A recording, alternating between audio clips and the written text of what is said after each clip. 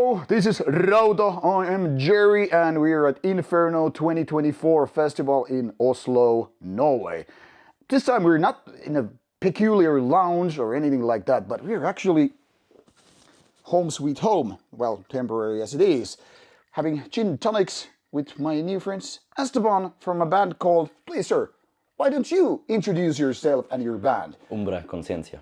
That's a pretty hard band to pronounce. It's Latin, yeah. Yeah? And what is your role in the band? I got the impression that you have more than just one role in a way.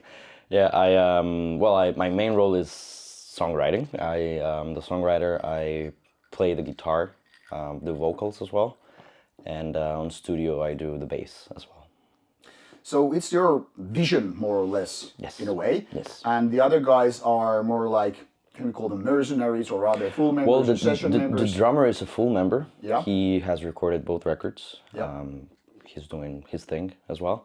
The other vocalist, because we hear two vocalists, he is as well a full member. And the other two guys, the guitar and bass player, they're very good friends and they help me live. But as time is going, they're, becoming more and more, like as a full lineup. Full-time members. Yeah. All right.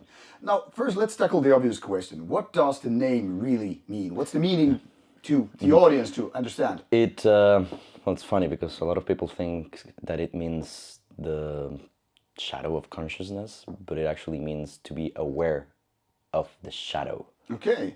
Now, I was thinking something like conscious about... Conscientia in Latin means to be conscious of. Okay, all right. And umbra is shadow, so to be conscious of the shadow.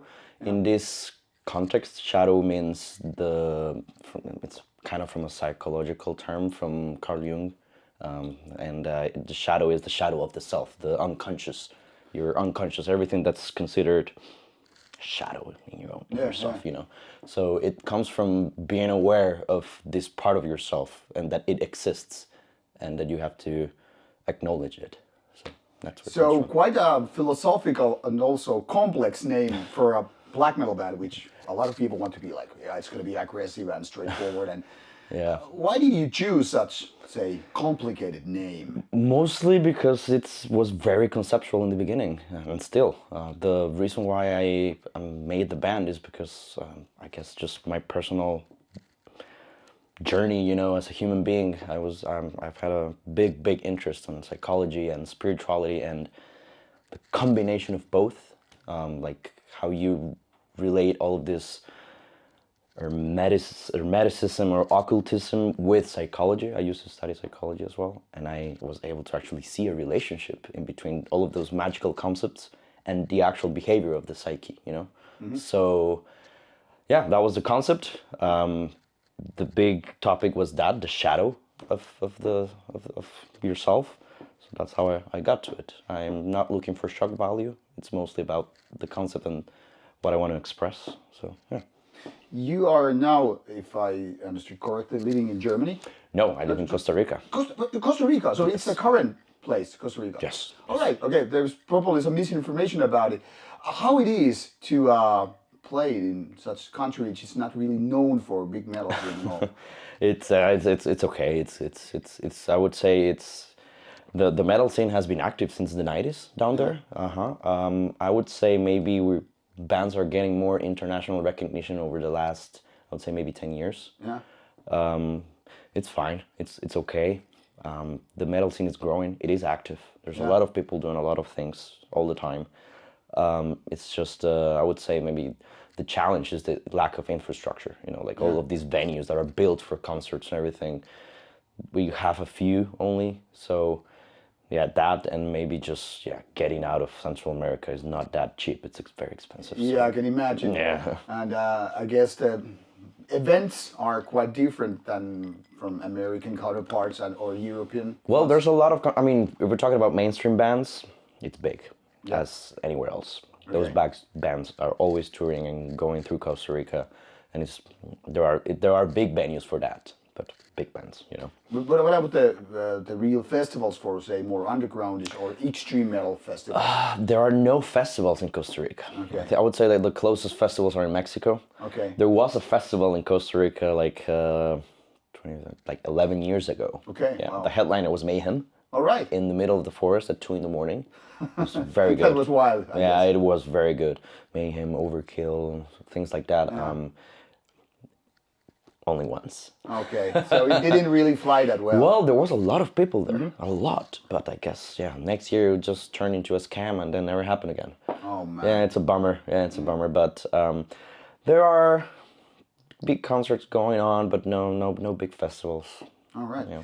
What made you, coming from Costa Rica and all, to begin your journey in extreme metal? I mean, everybody has their own story, obviously. This is not your typical story coming to extreme metal when you have lots of, say, more mainstreamish, easier paths to go. So coming from Costa Rica, which is not like Norway, the home of second wave black metal and all, for you to start a black metal band in there. Well, I started actually more into, I mean, like everyone, you know, my dad and my uncles, they were very much into classic rock and Black Sabbath. That was Judas Priest.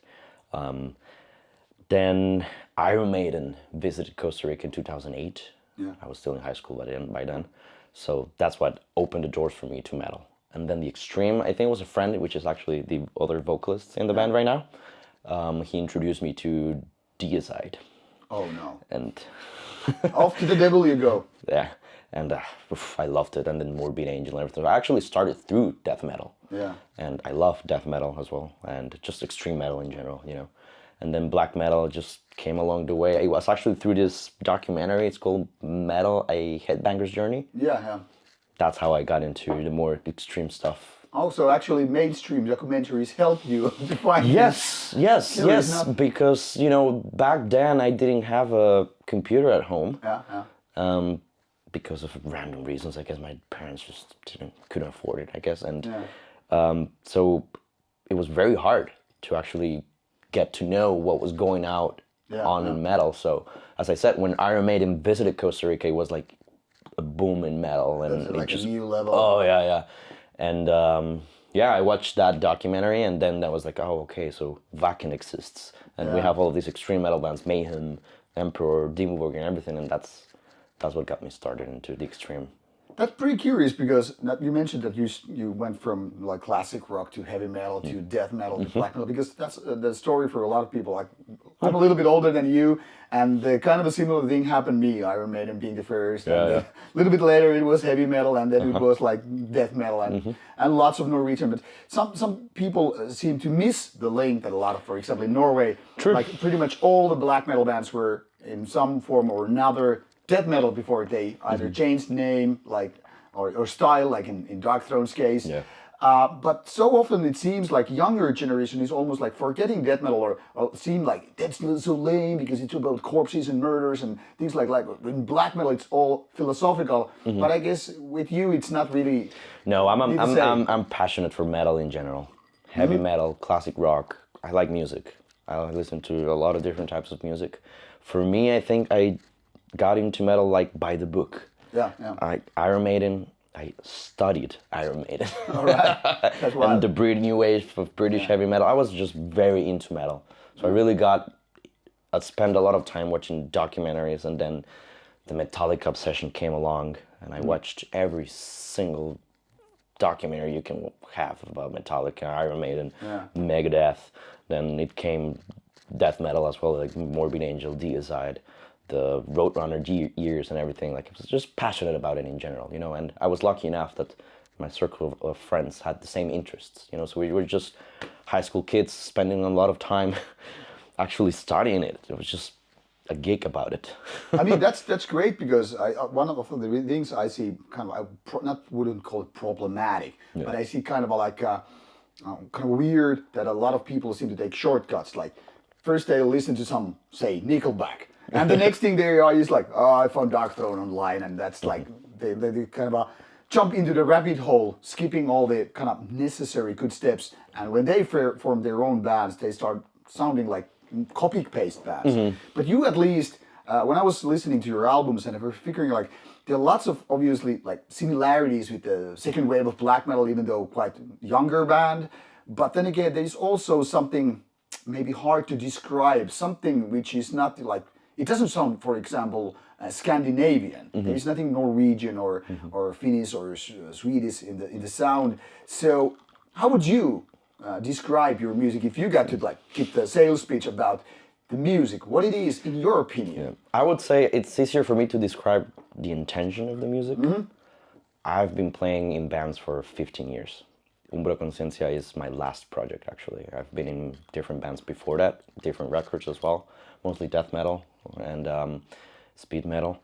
But I would say what I was looking for with this was to create an aggressive, evil, dark atmosphere, you know. And of course, I cannot deny the big influences, which is Mayhem for me a lot, and the French bands like Anteos, also Eosoth. That Spell Omega has been a big influence on me, Vatane as well. So maybe those are the vibes or seasoning. In Yeah, the mix. I would say as well, for me, the evilness comes a lot from the South American metal as well, like Sepultura, you know, Sarcophago.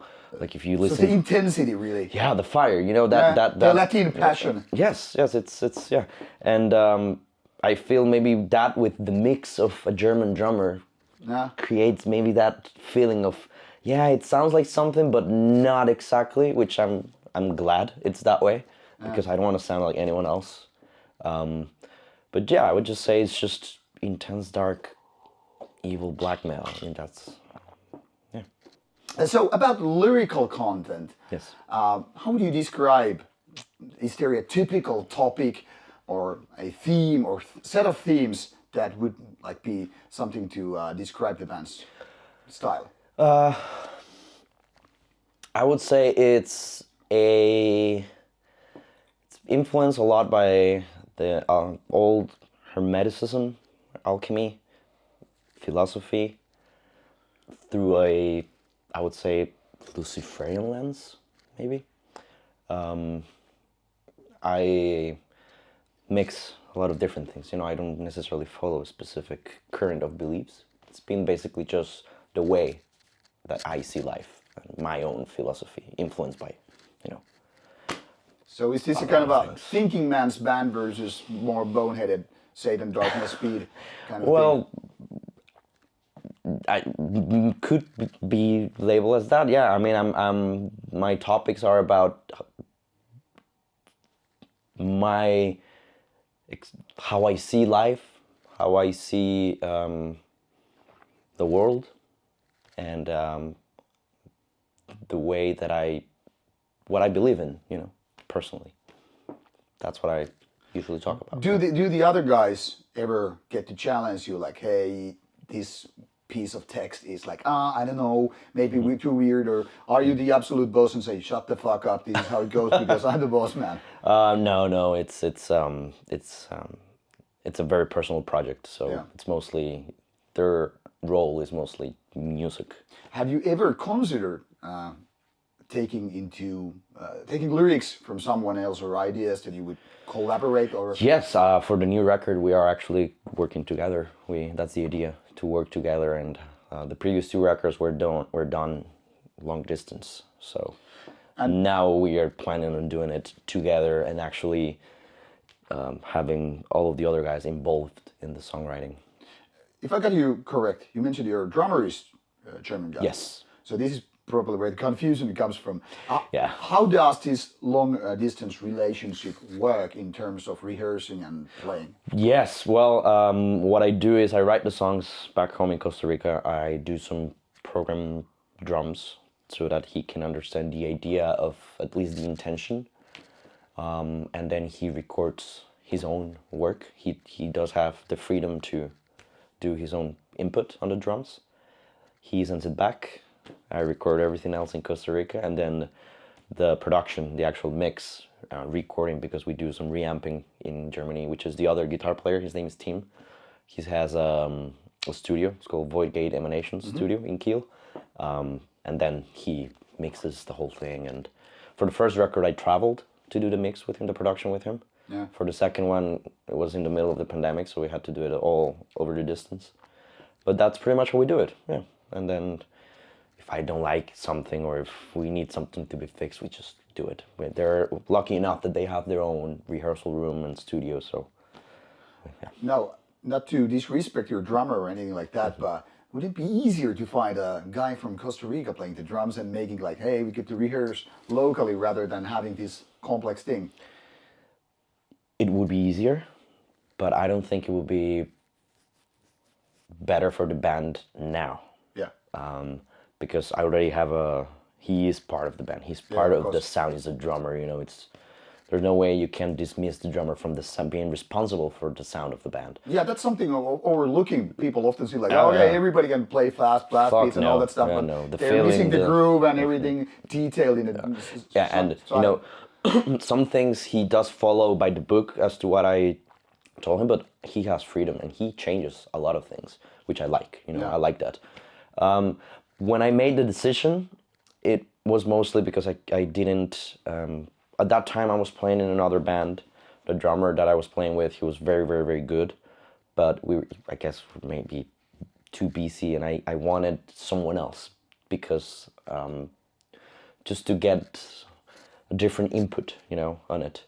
And besides him, I probably just didn't trust anyone down there for what I wanted. Yeah. The good thing about it is that I knew these guys I know these guys since 2015, and it's just people that you automatically click. Yeah, I know what you're talking about. I don't have to tell them anything. I knew whatever he was gonna do, it was gonna be good. What I liked, they have another band. It's called Disangilium. Yeah, I know it. That's a good the German band too. Disangilium. Yeah, I know it. And I already knew. It's like, I don't have to tell them anything. They know what to do. So they're kind of like brother in arms. In a way. Yes. That's good camaraderie. What a lot of bands really should go for. I totally understand. Now, what is also curious, this is our love letter to Ole of Terrator, big hugs and kisses and all that stuff, you know it. He's running a Norwegian label. Yeah. So we have a Costa Rica band with German drummer on a Norwegian label doing a mix of music of various styles from Norway and Costa Rica, of course, and the French black metal and all that stuff. So it's kind of an international mix all in all. How did you end up on Terrator? Is there a story to tell? Because everybody who knows Ole knows he's kind of a character.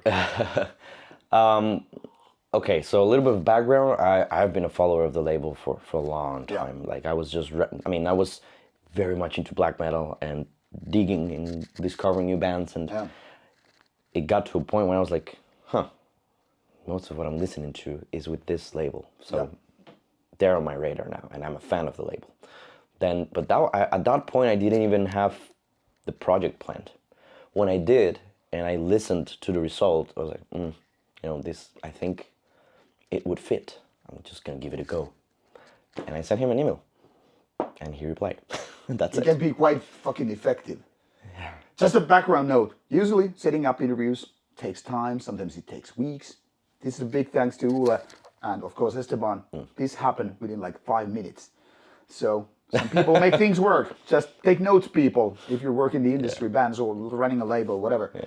For me, it was just, you know, if you don't knock on doors, the answer is always no. Yeah. You know, so you have to be a little bit of an annoying salesman. Yeah, but I think it's not a matter of just sending an email to whatever label it's out there. You know, you have to, because I see working with a label not as someone doing a favor for me or saving my ass as a band. Yeah, of course, it shouldn't be like that. It's a work relationship, you know, and definitely. The way he works and the passion that he puts into it, that's what really caught my attention. And I mean, I guess I was lucky enough that he didn't delete the email and he actually listened to the music. Yeah, he can be really, really passionate about it. I mean, imagine how many emails labels get, you know? Yeah. So I guess the stars aligned. Yeah. And much like with your drummer. Yeah.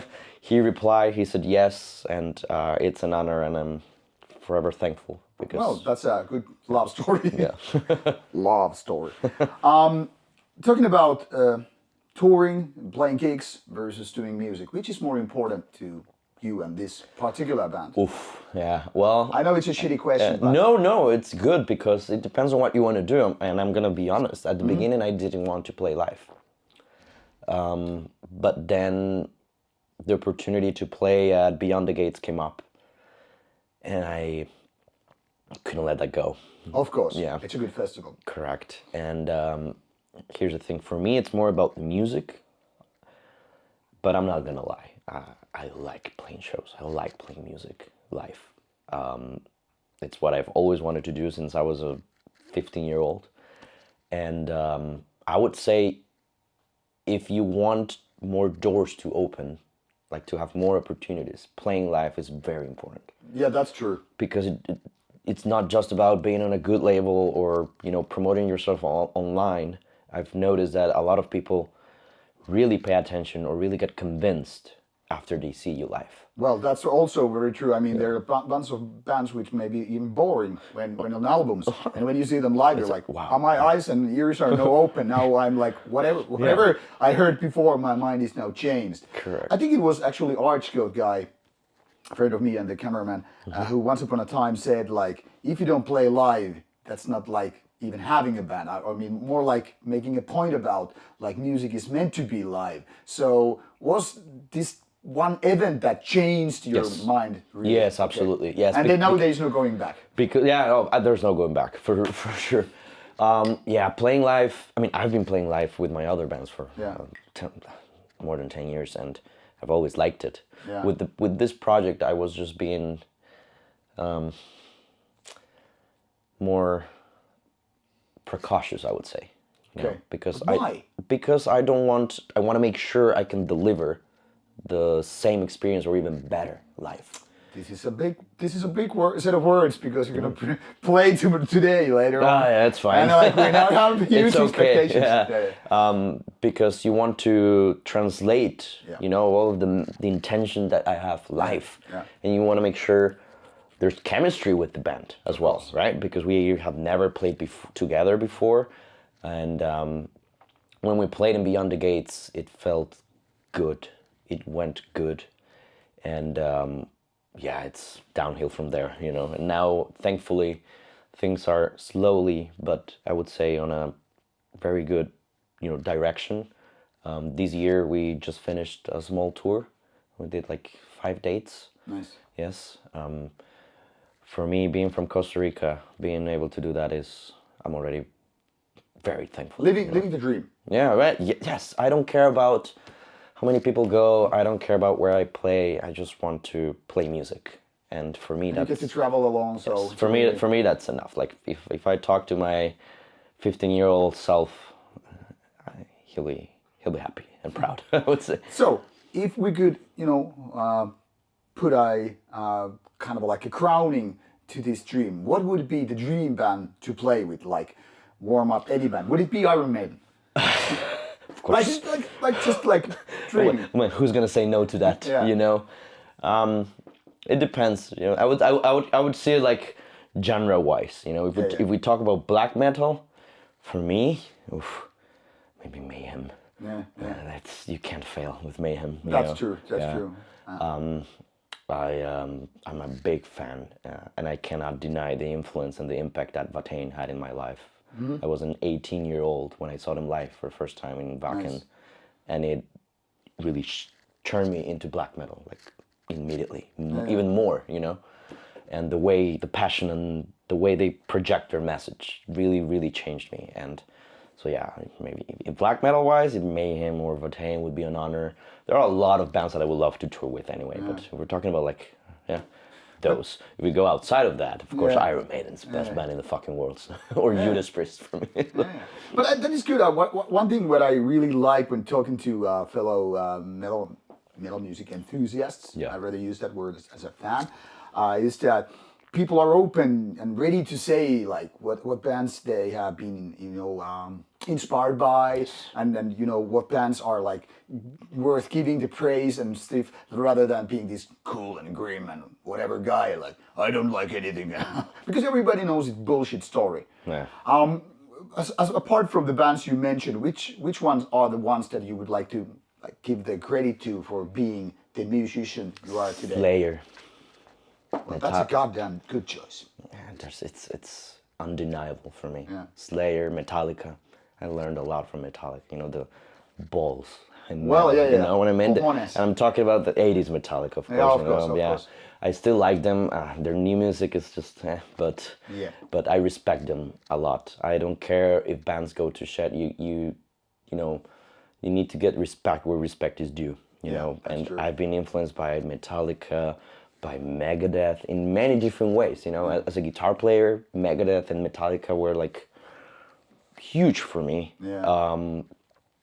Then maybe with an attitude, it was Slayer and Metallica. And then with maybe the philosophy and the passion, Dissection and Vatane.